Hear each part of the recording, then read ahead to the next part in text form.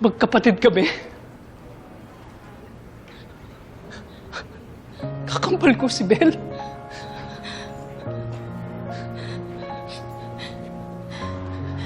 Nay.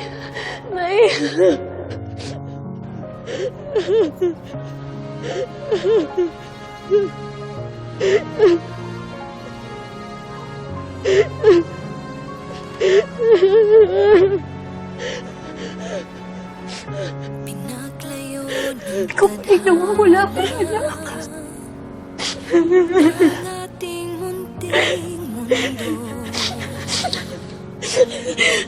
Ang tagal ko hinintay ang pagkakataon mo ito. Akala ko hindi na mangyayari. Ikaw pa lang, anak ko.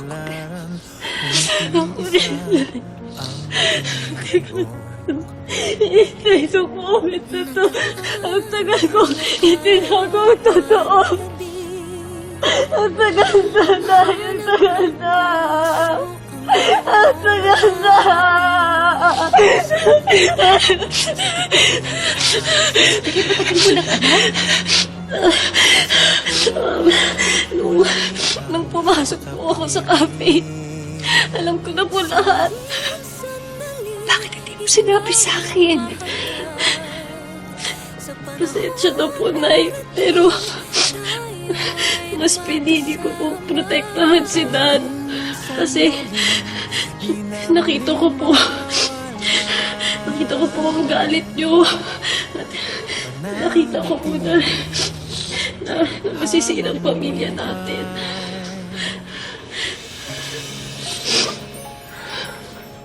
Teka.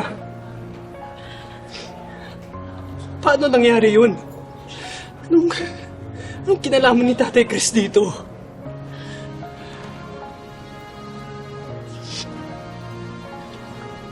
Dahil siya ang may kagagawa ng lahat.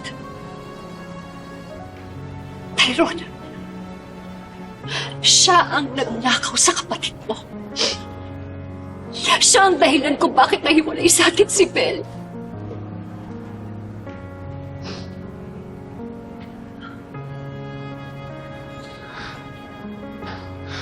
I'm sorry. Nagawa mo yun? Tay? Sorry, anak. I'm sorry.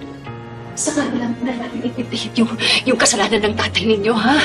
Ang importante, nahanap na natin yung kapatid mo. Yun ang pinaka-importante sa lahat. Dahil, hindi kayo dapat nag-aaway. Magkapatid kayong dalawa. Dapat nagmamahalan kayo.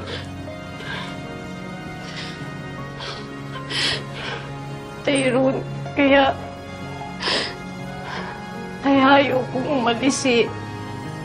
Kasi gusto kong mapatunayan sa'yo na wala talaga akong kasalanan.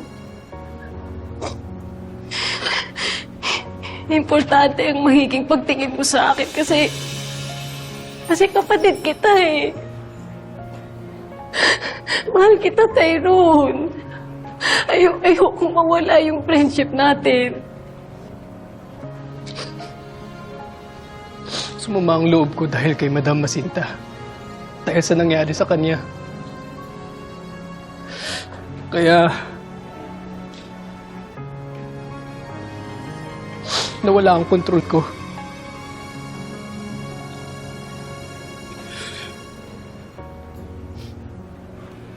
Tyrone, Bel,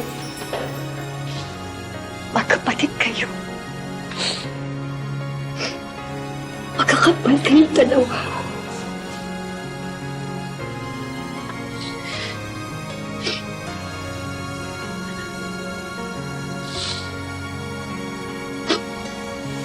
Hihintayin na magtagpo